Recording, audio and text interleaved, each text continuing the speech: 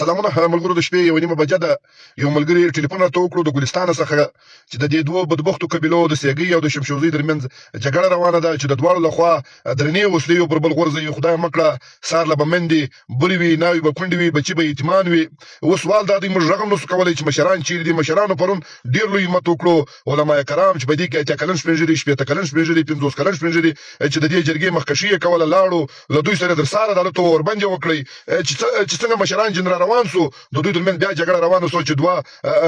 انسانان لمنځه کې لاړو ژوند د لاس ور کوي او سوال دا دی چې پر 15 ګامه باندې دلته د ګلستان کې د اپسیک کله ده په دې کله کې کرنل صاحب ناز د کابینټ دی بیا پر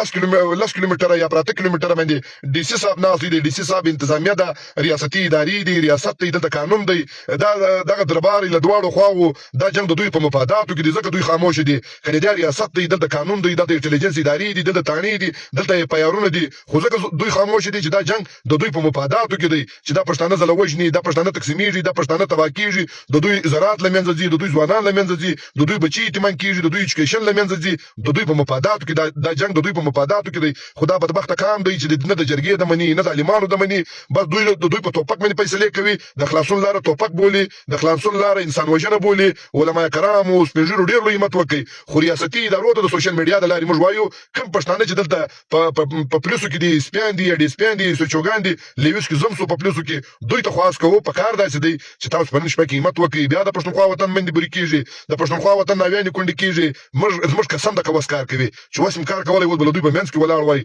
لشکره بر سره وای پرون د مشرانو ډیر لوی مت وکي خدای ذمہواری د ریاست او ریاستي ادارو جوړیږي چې دلته چوکیانی وای دلته انتظامیه ولاړ وای چې کوم وخت دوی دا څه بلاوي دي بنګي او تاریخ دوی متوي او لشکره وي او افسران وي او انتظامیه وي پر 10 کیلومتره باندې ته نږدې نه پرېږدي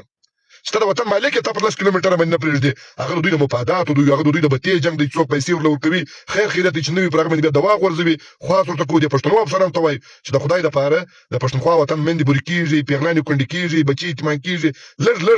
لږ خدای ته وګوري لږ د خپل انسانيت ته وګوري لدې منځ لاړ سي کرنل صاحب ته لاړ سي انتظامیه دی لاړ سي د وړو چوکي خوندانو ته وایو چې په دې کوټه کې ناشتي د وړو چوکي خوندانو ته وایو چې په اسلام آباد کې ناشتي ډیره بد ورځ ده نیمه شپه ده بچي